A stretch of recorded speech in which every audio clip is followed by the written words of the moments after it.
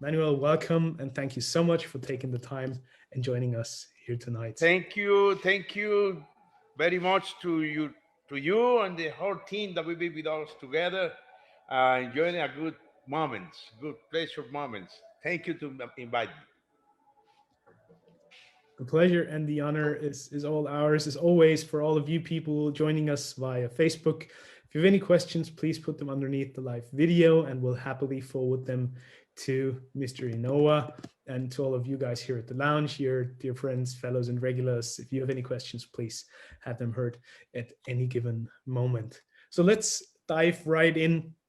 And I would love to talk a little bit about your background, Mr. Inoa, because you do not come from a long-lasting tobacco family background as some other master blenders and icons of the industry might be, yet you fell in love with tobacco at an early stage of your life as well, and it has certainly become your calling and your life. And here you are a couple of years later, and you're one of the most respected icons of the industry and one of the most respected master blenders, obviously. So tell us a little bit about your background and how your journey with cigars started, how that passion for the leaf and for tobacco was really ignited in the first place. Well, let me tell you, yes, you are right. I am one of the few that never have a family, a tobacco's family in the background. I became from a family that industrial engineer. We work for the setup of the machinery, setup of the factory, and things like that.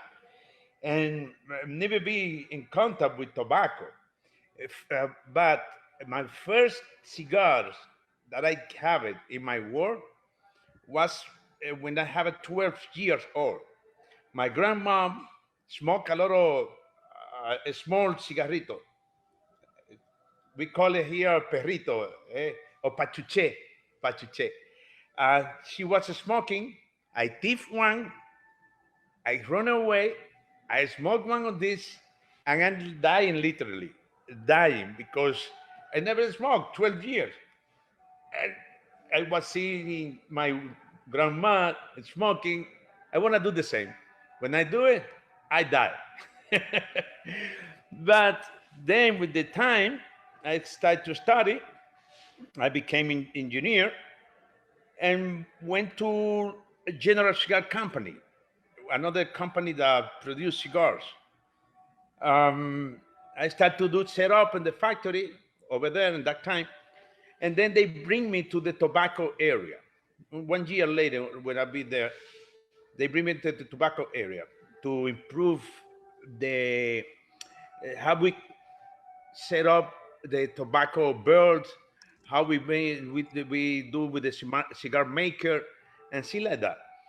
And then we go to blending area and start together with Benji Menendez, a big people from the industry, and I spent 10 years working with Benji. Then I want to move to a family company because in that time General Cigar was a multinational company. But I wanted something more exciting because now the tobacco became in the blue. I was amazing working in that time. But I meet Guillermo Leon in that time and say, hey, you want to meet Don Fernando Leon, another legend of the company? Okay, I want to get some appointment with them.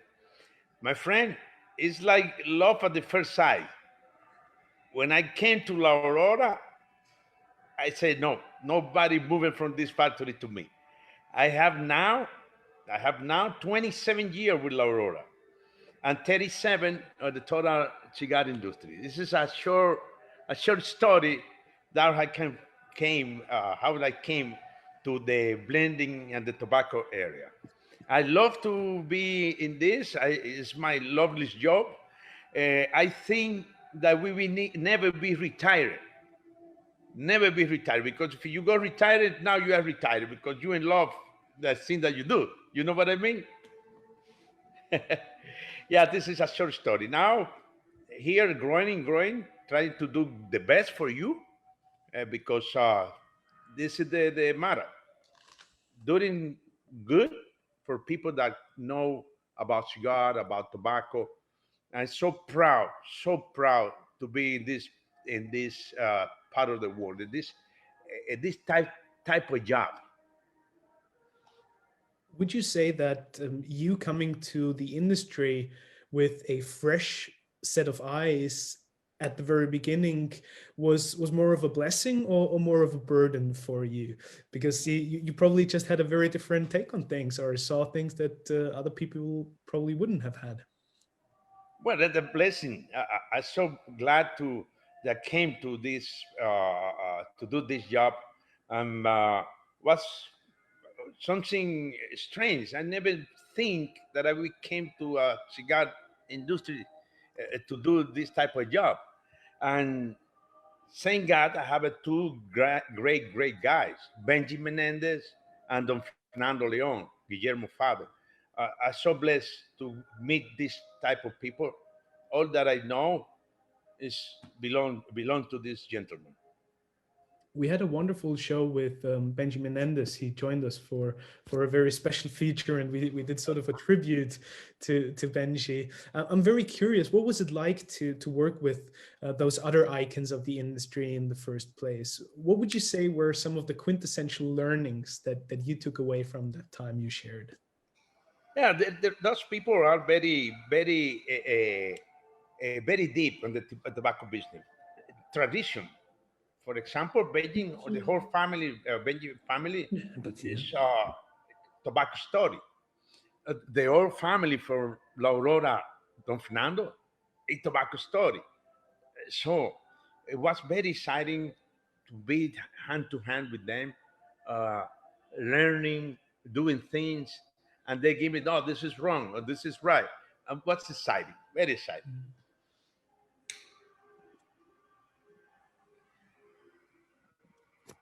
Let me light up these cigars.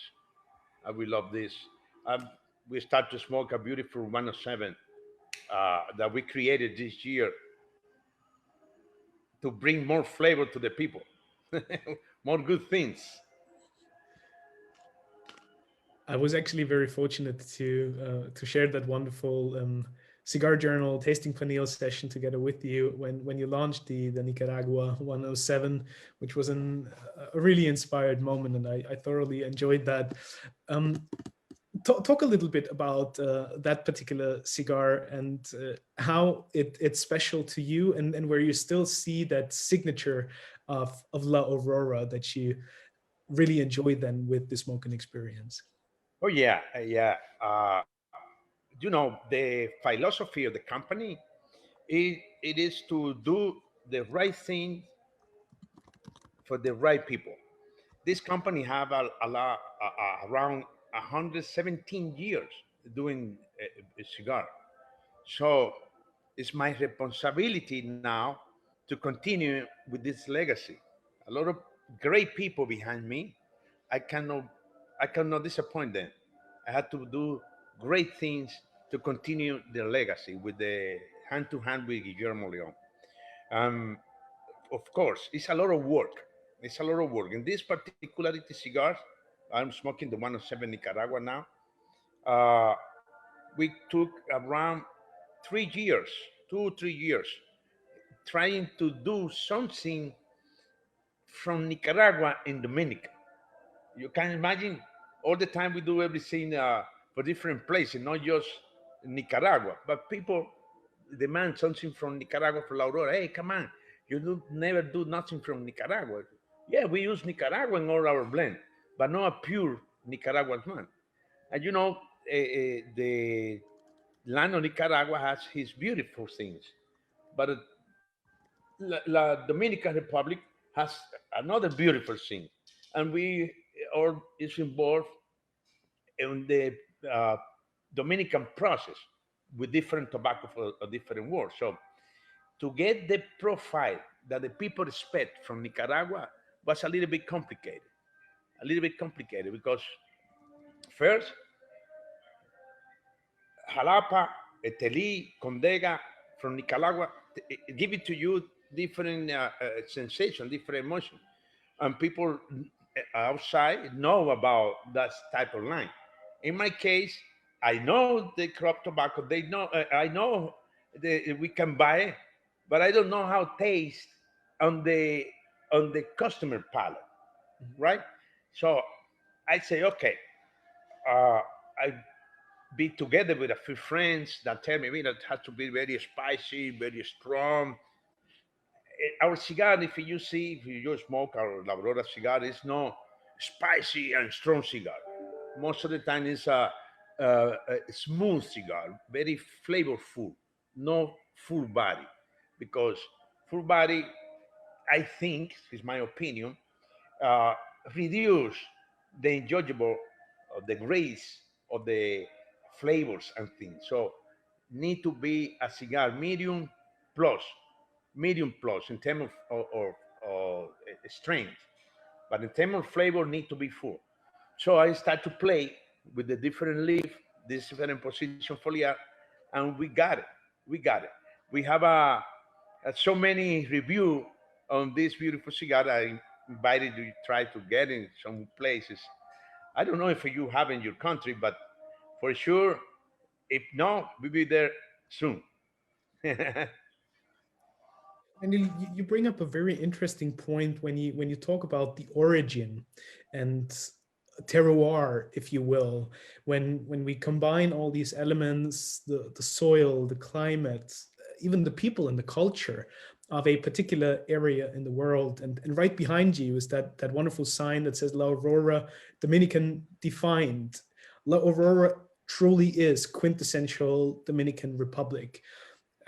When you take all that into consideration, and then you produce a cigar like the 107 Nicaragua, where you play with those elements, would you still say it always will be quintessentially Dominican, but just playing with certain aromatic profiles? Because it's a different story to making a cigar in Nicaragua, even though you use the same tobaccos.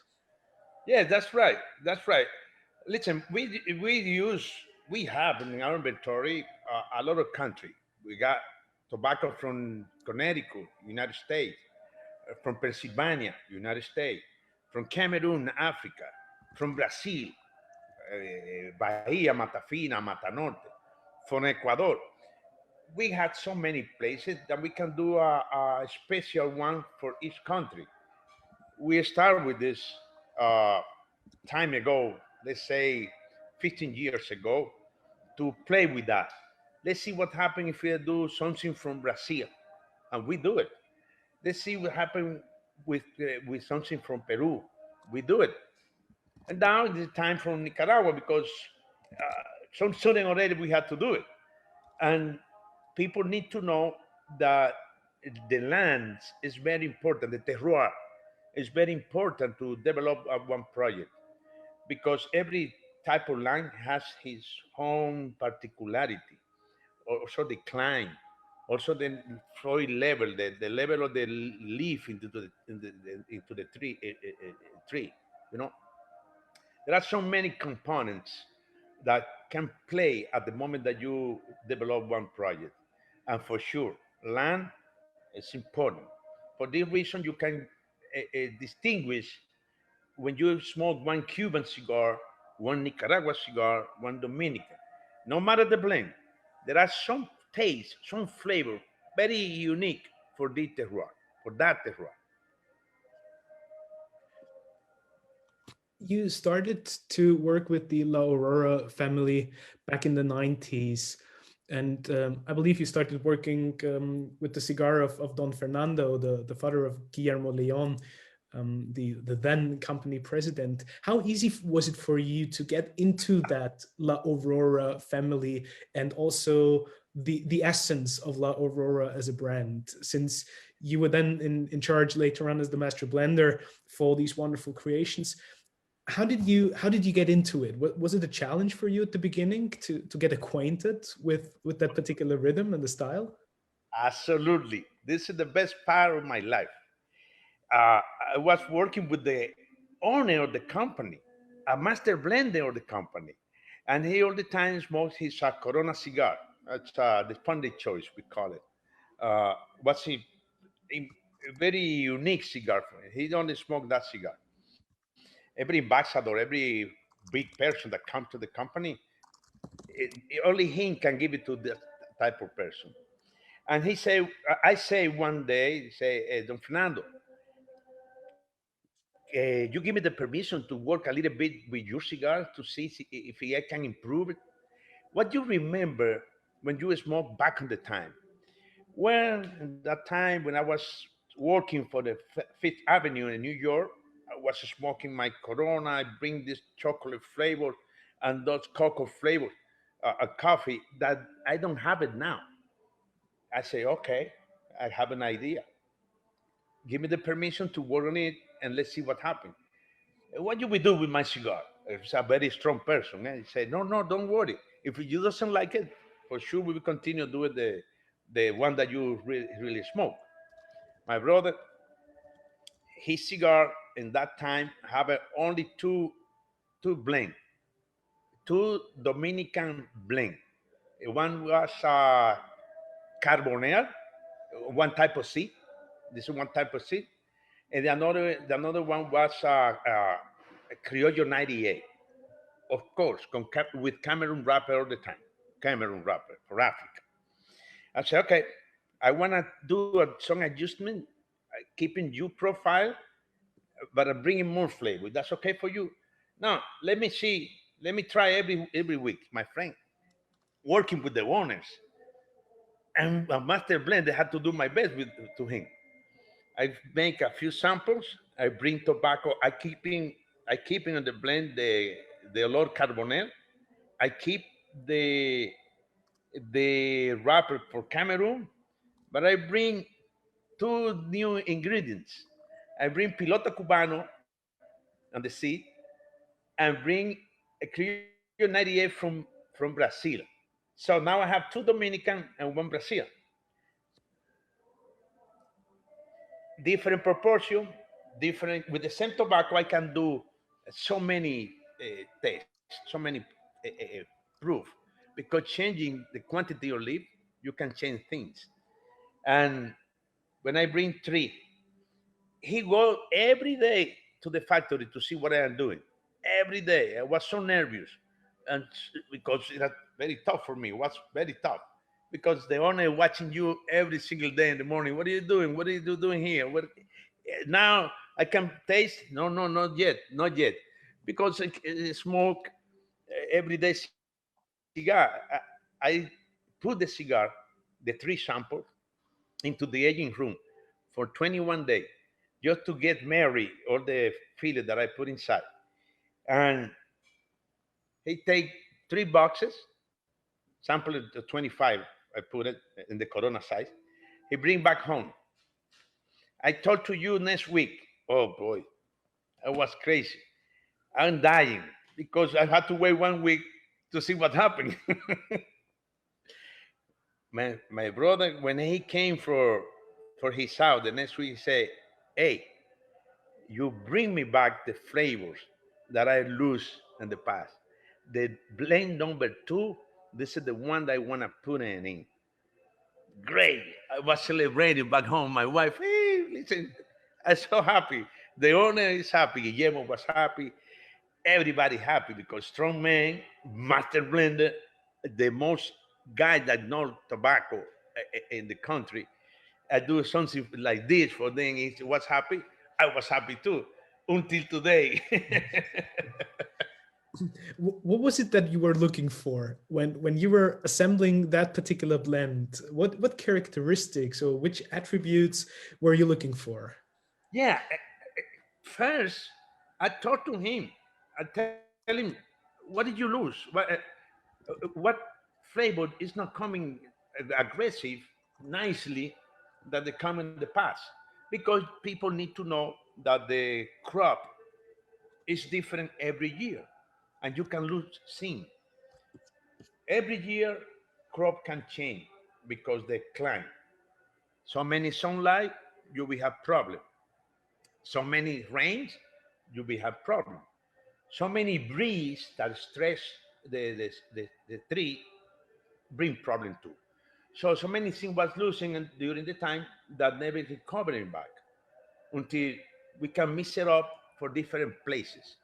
We bring in this case, only one seed from Brazil to get that flavor like spicy, like a cinnamon touch, combining with the coffee and the citrus that you can get from Dominican. And what's a great combination? A great combination. You know that most of the tobacco that we crop in the Cibao Valley is rich in cocoa, chocolate, chocolate, and coffee, and citrus. He loved that.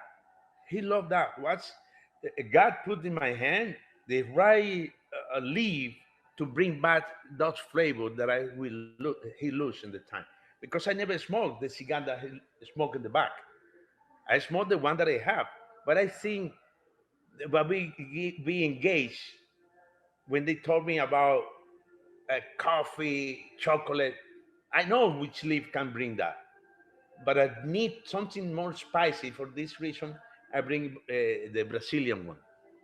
Yeah, Would you say that in general it's also important to take inspiration from other areas of life, other things that just bring a certain idea to mind, and you then just take the means of tobacco and translate it into an experience?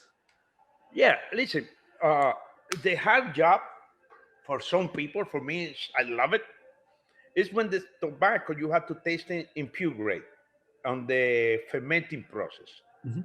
Because in the fermenting process there are so many things that I can disturb the flavors because it's an intensive process that you lose things or you get things. But in this process you don't have to blend in tobacco. You have a pure grade, and pure grade are very aggressive. But I give you an idea what is coming on in a few years later. And for sure, I know because every year we had to take note how the crops came, what flavors came in, and how you can blend it. Because this is the trick: which flavor, which crop bring the flavor that you actually want to bring up. You know. So with this, all those information, we can start to play. We start to play. It's not so easy to get in a paper, black and white. Okay, we put 10% of this, 20% of that. Maybe when you do that, it's the worst cigar that you can smoke. You have to do it, but you have to do so many to see which one is work together with another tobacco for another country. Because sometimes you're not looking one together the first three. Sometimes, for example, in this one, we do around 80, 70 or 80 sample to get the right one. And you brought up a very important point there. You could actually come from various angles when starting a new project. It could either be marketing driven, where you try to come up with a cigar that suits a certain theme, or you probably just have that one particular blend you always wanted to create, and then you start of sort of building the story around that. Which where do you normally fall into, or what would be the more common process for you when creating? But we do in two ways. One way is with marketing department came and and bring some idea because us guys is in contact with the customer and they express what they want. And this department say to me, okay, the market they are looking for a nice Maduro, very strong in coffee, very strong in chocolate. Ah, okay, I think I got something like that. I only had to change the wrapper. Let's see what happens. If it doesn't work, I have to continue improve this one. This is one way. The another way is I have so many samples just for me that I'm smoking, save it, I keep in them, but it's only me. But I don't have to work for me. I have to work for you. I need to know what you are looking for. Okay, people are looking more power or less power. And say, I think I had the right one. I will do a few, and this few, we have some friends like you that we can send you sample. Hey, what do you think about this cigar? Eh, it's good, or it need to be more of this, and we can adjust. So, that's mean that I could be from marketing department side or from my side helping with people like you that have a club, that have a partners, and that we can send them some sample and they say, hey, this is a winner. So we go with a winner and they put the name. I only put number. This is the blend 115 or the blend 28, 28, and things like that. Or they say, I want to bring with something unique on the Aurora line. Okay, let's do one limited edition. That's just another thing. Limited edition, most of the time, we work with the best crop, the best tobacco for that crop. Most of the time, you don't bring so many tobacco birds, not so many leaves for that. And I say, okay, I have something for do a limited edition. You can do 10,000 only, or maybe 20,000. You are happy with that? Yes. Okay. And that's why we created the one that you have in your hand, the horse DH. DoorDash, yes. And it's always a matter of also balancing the supply of raw material. I mean, that's what it all comes down to. Of course. If people that don't have a good raw material, a good inventory, you don't have nothing.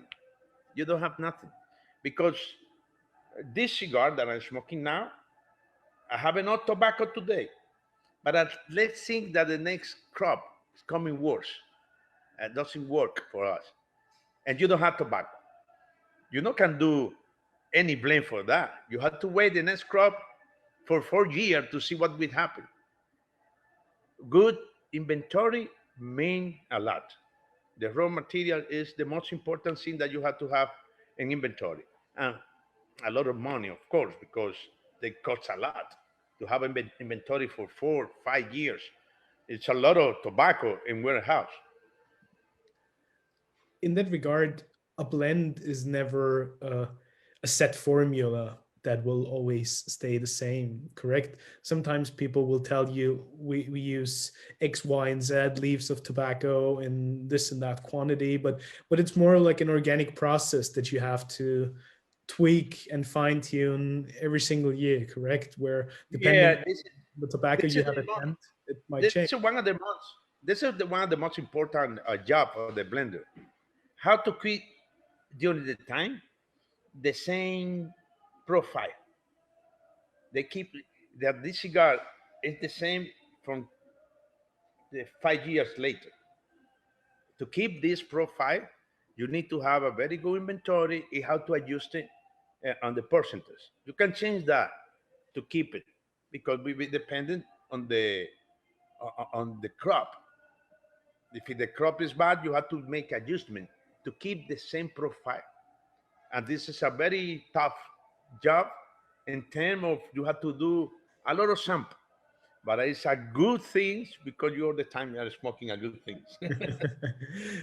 When you fine tweak those little intricate details of a blend, would you mostly play around with using a different priming, probably going up a notch or down a little notch? Because I believe in terms of tobacco and the seed varietals that you use, you're sticking with the same thing, but you might change the primings a little bit, I assume.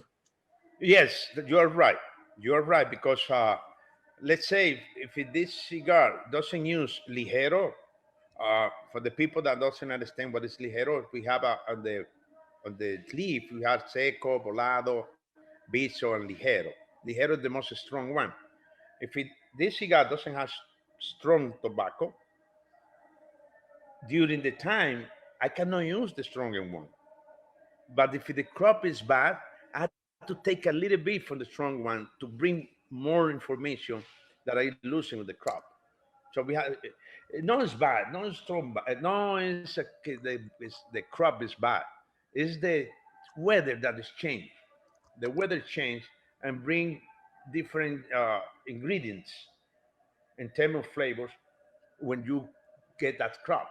You know what I mean? Mhm. What are the key attributes that you're looking for in a particular bale of tobacco when you smoke an individual samples? What are those parameters that you check when looking for the quality of the material? Yeah, we do in two stages. One is they had to take it on, they put in the computer when the tobacco is in the fermenting process. This is one thing. Then on the aging process, that's the time that they really you have to taste the tobacco and see how combined with another tobacco, with another blend. Let's say that I have a wrapper that I had to use because I have enough. I have a bunch of wrapper. And I decide, okay, I need to use the wrapper. For example, Corojo. I have to use Corojo wrapper. It's not easy to get the blend that combined it with the Corojo. But it's a little bit more complicated when you don't know how which wrapper you want to use for that blend. So you have to try several blend with several wrappers. In the opposite way, just one wrapper with several blend.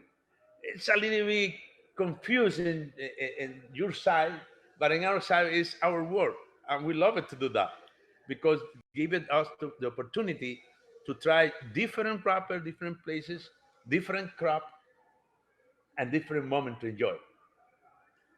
You It's are, all the year you are working. Every year, the whole day you are working.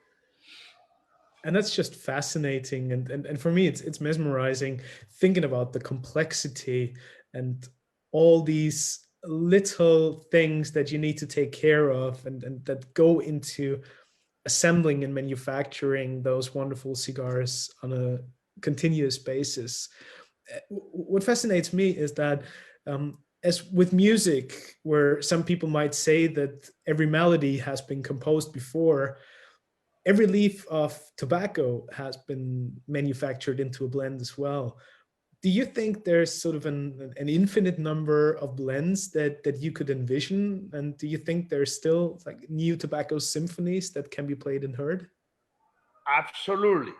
Tobacco need to play the same notes.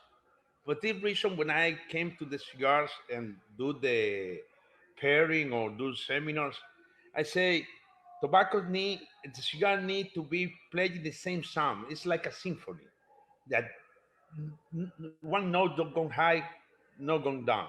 Need to be equal, and that's way you put the people happy.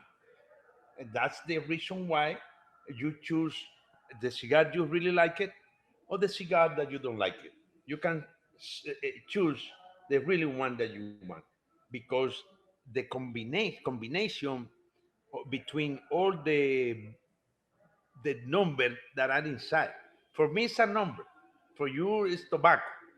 At the end, one composer is sign at the end you listen nice music exactly for the tobacco, exactly for the tobacco, the crop, the time, that's all is number. Crop 98, crop 2020, example like that.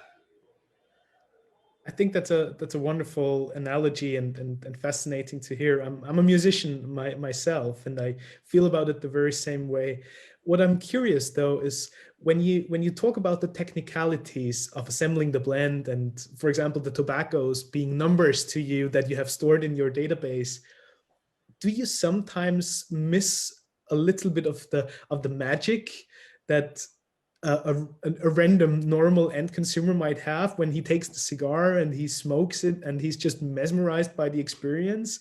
Do you sometimes feel like you lose a bit of that when you think about it in a very technical way, or are you still fascinated by it every single day? Yeah, it's exactly like you say, exactly like musician. They bring in inspiration. One night start to write, then the music came. And the cigars side, you start to find out different type of seed, different type of leaf, and you say, okay, I think that we can do this. Let me do it tomorrow. And tomorrow came, you start to make the blended uh, percentage here. This wrapper no, this binder yes, and then you got it. That you think that you got it, but maybe people doesn't like it.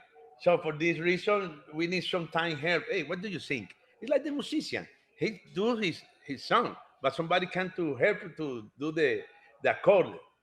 I don't know if it's the right word for this part. Manuel, we have a question from Ian, our dear friend who's here with us at the lounge. Fire away. Welcome. Ian.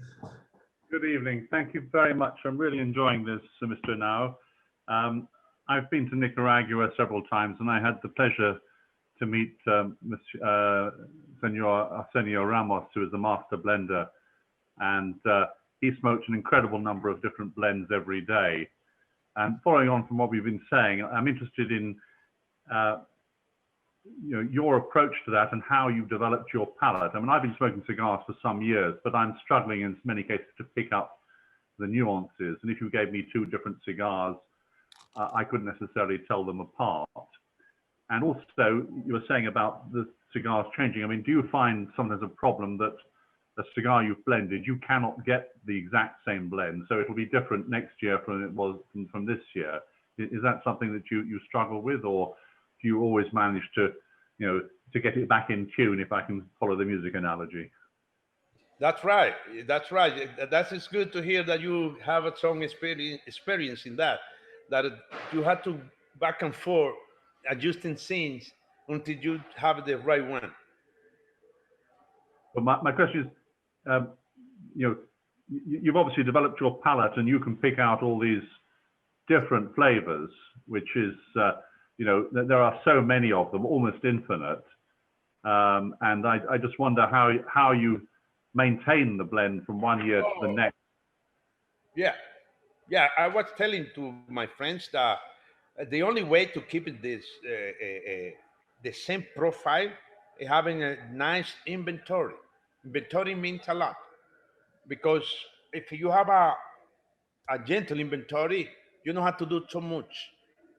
Let's say this crop give you to make 200,000 cigar.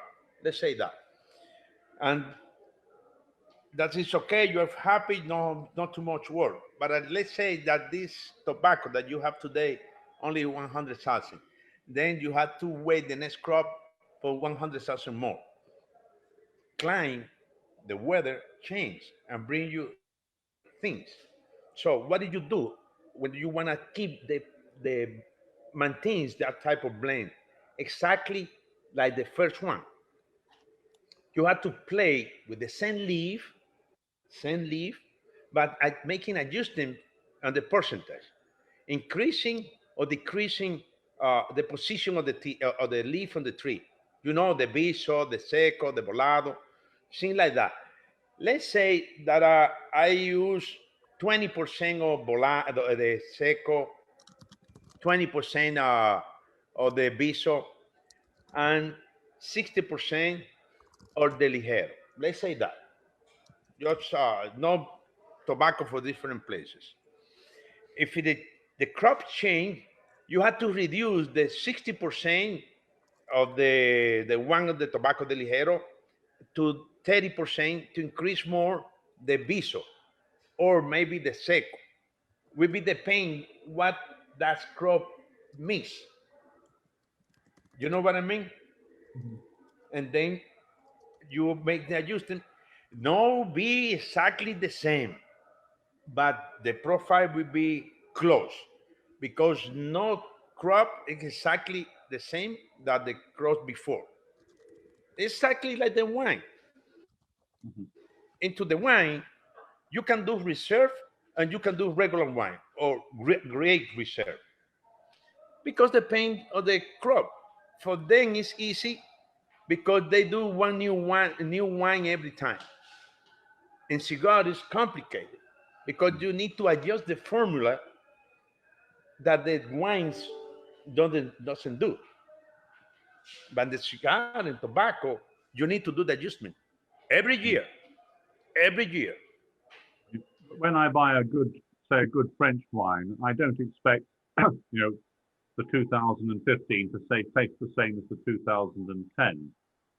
But I think sometimes people, when they see a cigar review, they expect that cigar to be, the same cigar the next time they buy it in a year's time and 2 years' time. And I imagine that's a problem to do that. And perhaps another question, can you tell by smoking two cigars which are the same cigar but made several years apart, differences in them? Yeah, it happened to us in 2003. We came with La Aurora 100 años, one batch, 400,000 cigar, unique batch. That's crop what unique, excellent. 5 years later, we wanna came with the second batch, but we don't have tobacco for the first batch. We got the tobacco, but not the same tobacco. We do the same, but we miss something.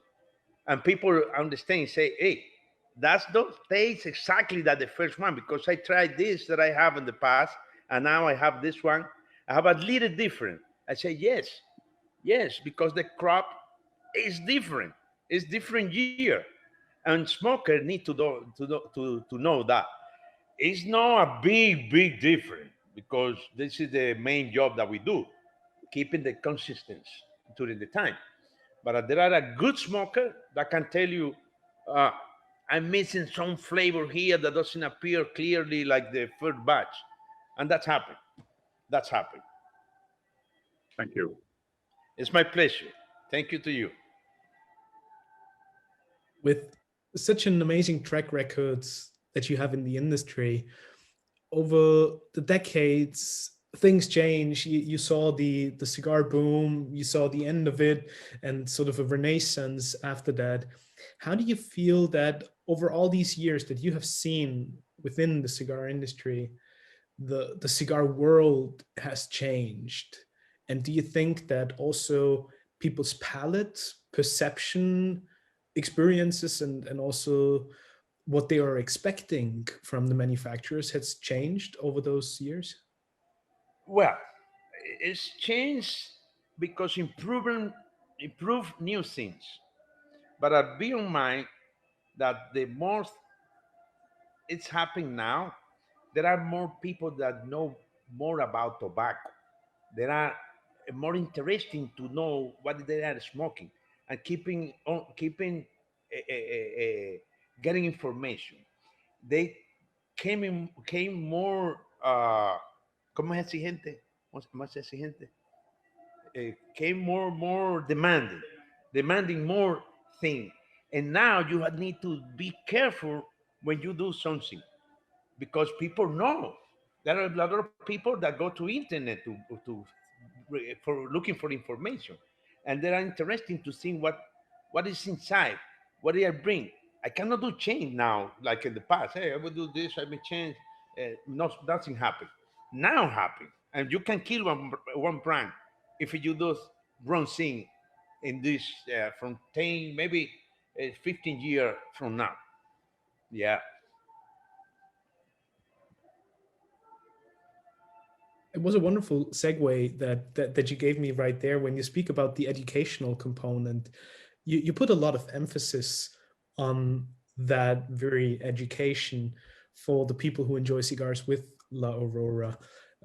There is this holistic concept, the La Aurora cigar world that you created that serves a greater purpose, offering different elements and core pillars, the Cigar Institute. Tell us a little bit about these various elements that you have implemented in order to help cigar smokers enjoy better and get more education about tobacco and cigars. Yeah. because so many people are looking for information, Laura understood that needs some tools to bring that information to the people. So Laura create a cigar institute at a university to bring people to learn about more of tobacco industry. We can teach how they can get more flavors, how how they can bring to smoke it, not to smoke because all the time I say cigar is not for smoke, cigar is for enjoy. Cigar is something to love it, and as soon you teach people that are interested to do things about the cigar business, you are so happy to telling them, mire, look at how you get the cigar flavors through the nose, because in the palate, most of the people use palate, taste. Through the nose, we can bring more flavors and information at the moment that you are enjoying a good cigar, and they follow us. They follow us. This is the reason why I'm traveling to so many places because they cannot come. A few can come, but I can go. So I go to teach them how you get in, how you touch the cigar. It's not a product like any product. It's something unique. It's something handmade. It's artisanal things that people need to appreciate it. They have to know how many people are behind in one cigar. How many hands can touch one cigar before you get it in your mouth? Huh? This is exciting. So Aurora understood that and created the Cigar Institute that we can teach the crop, the land, the ingredients in the land, why the land is different, why the type of seed is different, why the weather is different. And people understand that and appreciate it more. They demand for more information for the product that I smoke. And we are here to give it free, to give it free because it's our work.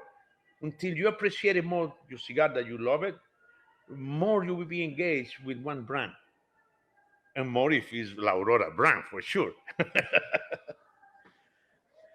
And it's exactly what we try to do here as well, is provide people with a platform and an opportunity to gather information and to learn from wonderful, well experienced gentlemen of the leaf like yourself, Manuel. And that's really what the industry is all about, what makes it so special, that we all can come together and enjoy and embrace that wonderful product, not just for what it is physically and technically, but the entire culture around it. And that's mesmerizing.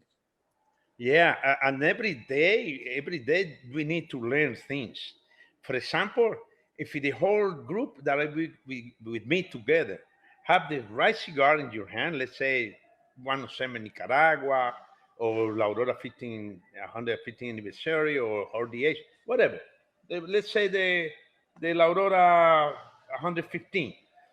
If everybody have this and we start to talk about that, we can bring flavors and sensations that I can enjoy more because somebody telling them, wait, Mhm. listen, in this part, the first third, you can get this, and the second third, you can get that. And also, sometimes we need some help. That's help are the drinks. eh? Drinks that you know. Let's say in my case, today I have a La Aurora rum that I can get matched together and can bring more flavor, more flavor, because the drink has its own flavor, the cigar has its own flavor, and it's more easy to understand how they come in more around it, more potentialized, and people love that because learning more things to get more emotion at the moment to smoke. Do you think that we, as an industry as a whole, need more educational platforms like this and more opportunities to pass that knowledge on? What do you mean in the tobacco business? Yes, Or in cigars in particular, handmade premium cigars. yeah, people need to know. People need to know and somebody right person that I give it the right information, because in this business there are so many people that want to make business, money. It's no money. Give it passion, give it sensation, and you will appreciate your brand. Don't came to buy a cigar that will disappear in 2 or 3 weeks. Buy a cigars that are a company that have a that respect the consumer, because never fall to you, never, because 115, 117 years is because something happened with one company like that. So at the moment that you choose the cigar, look for the background. You will be sure that we have a good company that do good cigars. And for sure, there are a lot of bullshit in the market that do bad things. You have to be careful. Of course, you learn a lot in internet with friends like us. Um, but all the time, follow up a company with history. Company with history. That type of company never lied to you. I think that's an excellent point.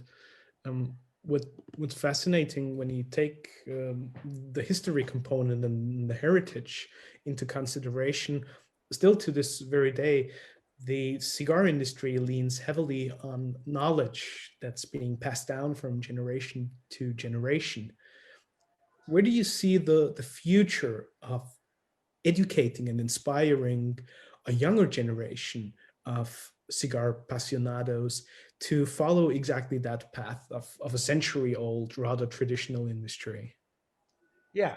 Uh, People, new generation need somebody to guide them there, somebody to talk about, because new generation come to be on the move. I want to smoke because I know a big rich guy that I smoke La Aurora. I want to smoke La Aurora, but I never know what is La Aurora. He want to try, but if you don't have the right person that educated to them, maybe became a problem. But the new generation is looking for information, looking for learn. They want somebody guiding them into the tobacco business, because they doesn't know how to do it. Most of them came from the cigarette side, or the cigarette side, like Marlboro, whatever brand it is in cigarettes. Uh, and it's not the same. It's not the same. Uh, they need somebody to teach them. We receive a lot of young guys that come in very young to pay a lot of money to do the seminar, to do the tours, and think investing. They are investing. This is the right word. They're investing to learn, and that is good. That is good, because the future is changing, and the Mhm. new generation is coming to the tobacco business, because cigar is a product for luxury. It's a product that you appear like a rich guy, and everybody want to be rich guy. Uh, so with a nice cigar, you look like oh, you are Rockefeller.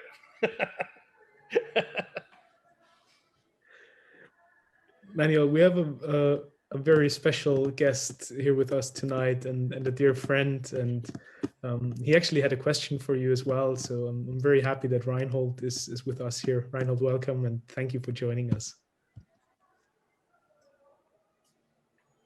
Hi guys, I'm sorry the picture is. Hey, Okay. hey. Hey Manuel, Hello, Reinhold, mi hermano. good to see you. Good to see Good you. to see you. It's a pleasure to see you, mi hermano. My pleasure. Thank you, Manuel. I wanted to ask you something. When we had the lecture in your distinct factory last year, which was great and a super experience. And I urge everybody to go to the La Aurora factory and to see and experience what they have done. It's exceptional. Um, but at that time, you told me that there were, you could determine which tobaccos would provide certain elements to the cigar that you were looking for, in which way. So my question to you is, when you're looking for sweetness, when you're looking for pepper, when you're looking for cinnamon or whatever, which tobaccos are you trying to include in the blend that you want to do? Okay. Listen, first of all, every year you need to taste a different land. Cuba, Nicaragua, Brazil, Dominican, first land. And then, and you put some notes in your computer. And then you have to try pure grade or this Viso or the Seco, the Ligero, and take the notes. Everyone will give you some profile, flavor profile. When you are deciding to do a blend, you say, okay, I want something that brings sweetness, uh, some tropical fruit, or something woody. Okay, you go to your computer and say, okay, this tobacco it's rich in wood. Okay, I take this tobacco. It could be ligero, viso, or seco, with a lot of woods. Let's say I need that bring some a tropical fruit or some cocoa or some chocolate. Okay, I want to go to this and do the same for different area that you really have in the computer, because you taste it in every year, every crop. You need to do your job first. But that doesn't mean that when you do the blend, all those things that we get it along will become together. You need to taste. You need to try. You can imagine that this give it the woods, but the other tobacco have the woods inside.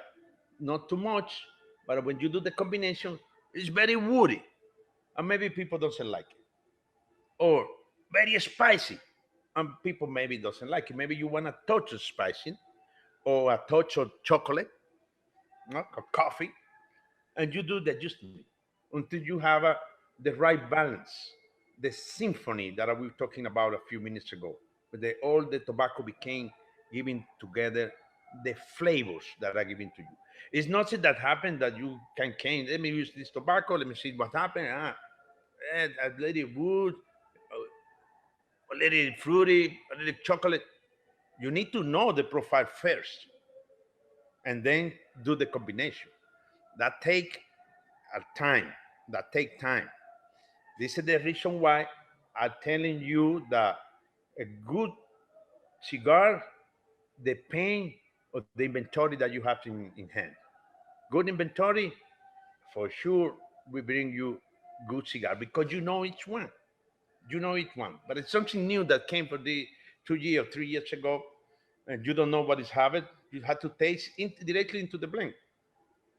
And you Manuel, please let me follow up. If you are looking for sweetness, see. would you rather go for Corojo, or does it depend on the year of the Corojo? Okay, now you're talking about C. Or the origin of the Corojo? Yeah, I understand. Let's say I want a sweetness.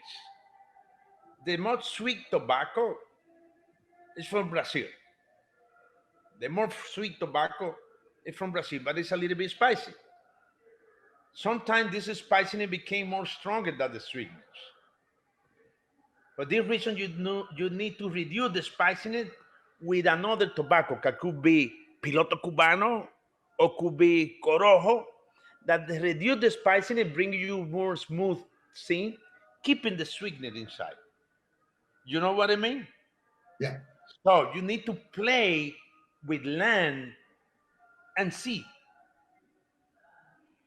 See, if you tell me, listen, I need something that came in with very nice touch of citrus, like red citrus, you know, that you can saliva a little bit, and there's some sweetener inside. Not sweetener like the cinnamon, but some sweetener inside, like a red orange.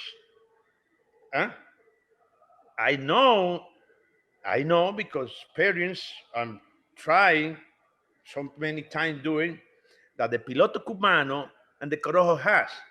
Also, the Olor Dominicano, Chagodilla, can Carboner can has. But let's say that you want very spicy, very pepper. I know that that tobacco need to be from Nicaragua to bring all those spiciness, all those things, eliminating the the taste of land or earth. That's earthy note or mineral notes that came from Nicaragua. How you do that? Reducing with some tobacco from some area like uh, Navarrete, like Villa González, that we know that that tobacco has this particularity that can reduce that aggressivity of the earthy note. You need to know your tobacco. You need to know the land. You need to know the sea. This you need to be there. You need to be there to at the moment that you wanna do. Okay, I want some sweetness. You know, another tobacco that can give it the sweetness, very unique, but it's too strong. Is the Connecticut broadleaf, the Maduro. Very sweet, but if you use it too much, maybe you don't feel the sweetness because the strongness killing it. So you have to do the right balance, knowing your tobacco.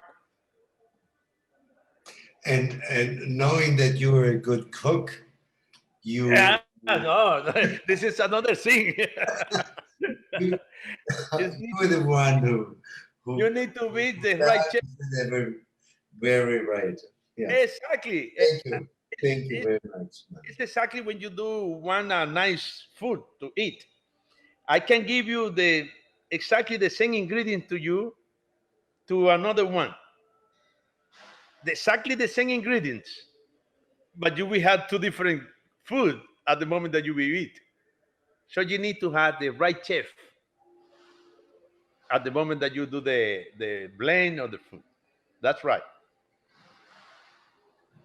Been a wonderful question from Reinhold, and I just wanted to follow up on that, Manuel. I've been producing vermouth, absinthe, and other alcoholic beverages for quite many years, and with vermouth, for example, I realized that if you use all those various botanicals, I always call it the equation of the herbs and the roots. One and one is never two. And what I believe the very same might be true when you're working on a blend. Did you ever realize that when you think you've got the sweetness from tobacco A, the spiciness from tobacco B, and then some citric freshness and liveliness from tobacco Z, when you put them all together, that you get something entirely different then, because it just doesn't add up? Yeah, but it's not so easy, like you said, they put all tobacco together. Need to be together in the right proportion. Not too much, not too less. That's the way. That's why you have to do so many samples because it's not the same that you put in black and white that you write it in. You need to taste. You need to taste. This is exciting. Most of the people want to to do in this moment that job because you are trying so many beautiful things that you became crazy because you don't know which one we like to the consumer. And not just that, I mean, you probably have a cigar that tastes beautifully well and the aromatics are fantastic, but you also need to factor in the combustibility and the overall performance of the cigar technically. Have you ever had experience where you think you had a blend that was spot on in terms of aromatics and the taste profile, but it just didn't work mechanically? Yeah, uh, listen, what most of the people want in a cigars? That they came with fruit flavors and keep the mouth smooth, not too disturbed. And when you do that, that keep the cleaning up, no, that's a very good, no aftertaste. It's a little bit complicated, but if you love the job, you continue doing things. This is not, is not, this is not. You can get 150 blade looking for the right one. Yeah. Brian is here with us as well. Brian, you had a question. Welcome, buddy. Hello. Good morning. I'm at a weird angle because I'm battling the sun today. Yeah, first I wanted to compliment you on your choice of yellow. We're looking good. I think you kind of already answered this a little bit earlier when you were talking of the joy of having cigars every day in your life, but I'm lucky enough to have a job doing something I love every day. And I'm just curious about holding on to the passion when you know a business so well, and it's the kind of the same thing every day in a way, over and over. How do you kind of remember, and maybe the university speaks to this, where you want to share your passion for this thing with other people? What do you do to kind of remember and appreciate and be grateful for the fact that you love your job? Listen, I don't have a great memory to remember every flavor, every brand, and things like that. I have a very nice inventory in Corona size. Let's say the cigar that I'm smoking, they came in Robusto, Toro, Chorchi, and Gran Toro. Sometimes they will disappear. I do for me 200 cigars in Corona size, very small Corona. And when we're talking about one special cigar that coming in the past, I go to my aging room, I smoke the Corona, I bring back the flavors. it's I have my trick too. Oh, most of the blender use the Corona for to keep the flavors all time improved, because maybe this crop only can give you 200 cigars, 200,000, and disappear in the first year. What happened the next year? I don't have it in my inventory. I have in my Coronas that I can bring. Okay, that's what the profile. Let me do it again and do the adjusting. This is the reason why you can see every single master blender smoking Corona side, because bring you more information and keeping updating and the memory. Yeah, it never gets old. It's endless. That's amazing. Cool. Thank you. Cheers.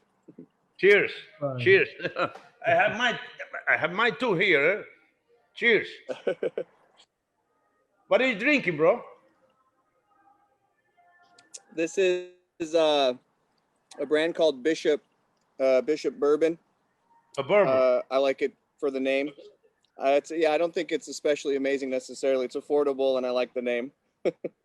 Yeah, bourbon is good to bring flavors too. Bourbon, rum, whiskey, wine. They're good It's drinks. great. It's a morning here. I start the call with espresso, and we end with whiskey. Oh yeah. Which cigar are you smoking? This is the King Caldwell. Okay. I don't know it, but if it was the Aurora, which much better? I can talk about Aurora at once. Sorry. It will be next time. Okay. Cheers. At least, Brian, never forget, breakfast is the most important drink of the day. So cheers to you. That's right. Speaking of rum, Manuel, with La Aurora, there's quite an interesting rum to be savored and enjoyed as well. How did that project come to life, and how does it fit with the portfolio of cigars that you offer? My brother, this is the more happy story that I can tell you. This is the rum. Look at it. Let me show you much better. Lo tiene. You see? Yeah. It's supposed to be La Aurora rum, but we cannot register the name La Aurora for the rum. So we register Leon Jimenez rum. But it's La Aurora. For me, it's La Aurora. Let me tell you. We are Caribbean. We love cigars. We love drink. That drink is the rum. Guillermo say, hey, we need something else to bring more information into the cigar. And that's something else is a rum. Let's start to try rums to see which rum on the market can get married with tobacco. Okay. We buy so many brands and start to drink. Start to drink. Okay, this is more sweet, this is more dry, and too fruity. Okay, not much. Let's do one for us.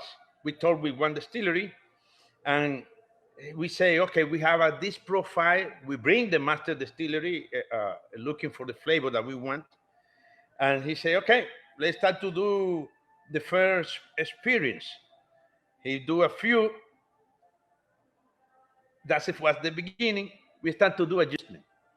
My brother, 3 years working hard, very hard, drinking in the morning, drinking in the afternoon, and drinking and during the night, drinking and smoking every day except the Sunday. Every day from Monday to Saturday, working hard for 3 years. You can imagine? until we got the right one. We came wrong and crazy most of the time because smoking all the time in the morning, in the evening, in the night with cigars. And okay, we got the right one. 8 year is the aging at the beginning. 8 year. Let's say okay, we are missing something. We do 8 year in American oak barrel, but we're missing something. We need something like cognac, like bourbon, together with it. And he said, okay, are we giving 2 more years in French oak barrel? My friend, that was the point to put that night run on the move. 10 years age, 8 years on American oak barrel, and 2 more in French. When you get it in nose, it open like a bourbon, like cognac. Huh? Then when you go to the drink, go to a natural rum, a little bit sweet, because all our cigar, I tell you at the beginning, is full flavor. So we need something that potentialize more the flavor that doesn't appear clear for people that don't be training on to get the flavors like honey, like a melassa, caramel, spicy. With that wrong, all those flavors coming out. Or in the coffee. In the coffee side, you have so many type of coffee. But so the coffee that came natural is the cream coffee, coffee macchiato, coretto, something like that. But with this, roasted coffee. It's a strong coffee, toasted coffee. That's the right word. With the toasted coffee, people can understand, wow, that's right. You got the coffee inside. And that help. That help a lot. And that's the story of the rum. Beautiful. Manuel, it's such a wonderful conversation, and you share so many valuable insights with us. And I believe we can all get a feel and understanding for the complexity and the width and the depth that is not solely your job, but also La Aurora as a brand and as a factory for those luxury goods like rum and cigars. Where do you see it all come together, or in your humble opinion, with the entire portfolio of La Aurora, with all these different lines of cigars, where do you see that seed and the essence of La Aurora, that whenever you pick one of those cigars, you immediately know that's it. It's not something else. It has to be La Aurora. Yeah,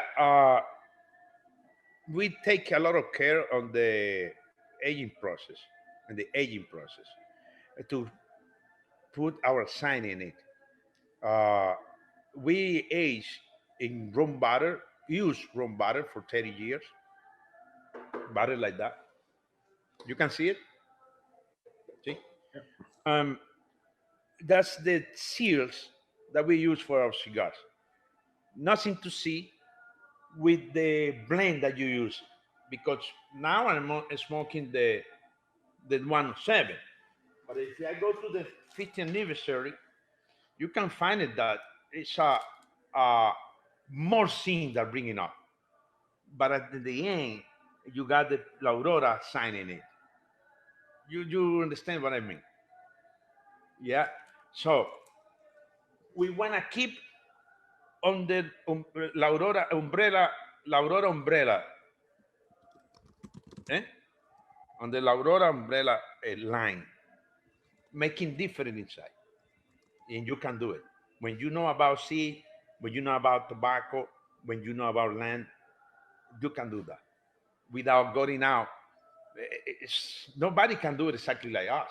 They can do something similar, but I don't have our process, our way to do it. Every single company has its own way to do things. Heritage and tradition, as we spoke about before, are certainly the blessing for the industry. Yet it somehow is constantly challenged by everything that's going on in the world and all the disruptions of our modern digitalized world. I mean, even us having this conversation via Zoom is sort of an evolution of the day and the times that we live in, as much as we enjoy it. Where do you see these elements coming together, and how do you balance, both personally and professionally, the tradition that makes cigars and unique, with all these modern elements coming into play as well? Yeah, first, first of all, uh, you know, we have on the company, the owner is a family tradition. He know all the time, because passed through his grandfather to father to grandfather, how the flavors can keep it in it. Every single cigar that I made, he need to taste it. He need to be approved because he know his family, he know his experience. Now it's a big thing for him because he is alone now. In the past, he have a Don Fernando that can help and can tell you, but now he had to take the decision. But until I learned from those years that the company need to keep the consistency, um, the flavor profile. I don't wanna came with something crazy. We do it. We developed one project that the name was Untamed, that means savage. It's like in the wild. I don't know if you have the opportunity to try, but something crazy, something that nobody know that was from La Aurora, but nobody tied that cigar to La Aurora. Um, a few lovers, others say, no, I want to keep my consistency of La Aurora line. So we had to be careful when we came with a crazy thing like I can have in my mind. Yeah, there need to be one line, changing over the time, but giving the right things that the people know that it's a good product that belong to La Aurora, and there are a lot of lovely people behind giving giving the good things for smoke. Manuel, first of all, I would like to thank you wholeheartedly for the time you have presented us with, and for everything that you shared with us during this wonderful session today. it's been a tremendous pleasure, and I can't wait to catch up with you again and then smoke a cigar with you in person. But before we wrap things off, I would very much like to know, um, when you look ahead. I mean, we're into January now, and it's not the time for New Year's resolutions anymore. But when you look into the future for you personally, with that track record that you have in the industry, and also with everything that's going on at La Aurora, if you could wish for something in the cigar industry, something that you would like to change, or an evolution that you would like to see for the future, for the better of the industry, what would Yeah, that be? yeah.